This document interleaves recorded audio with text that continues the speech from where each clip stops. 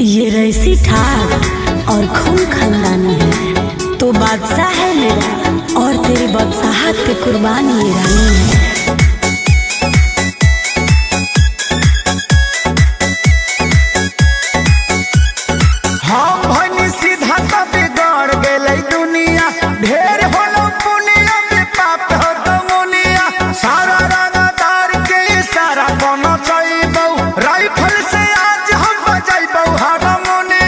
Control में जी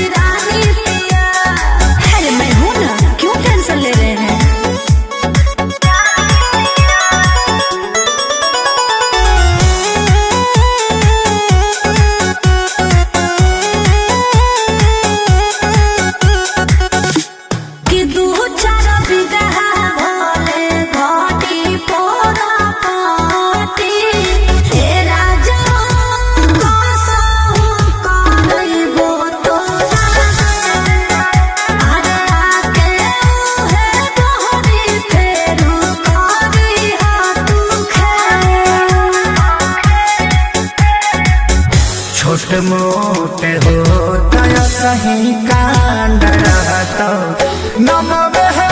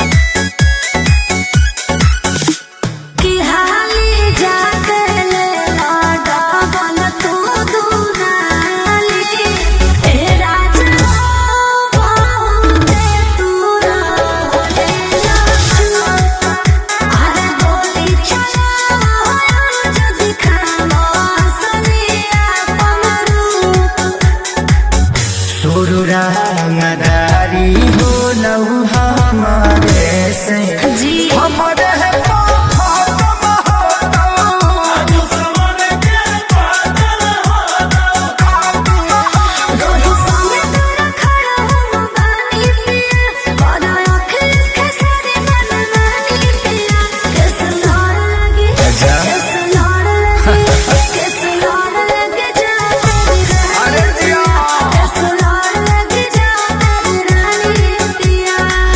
अब करे के बाद तो डरे के का बात चल।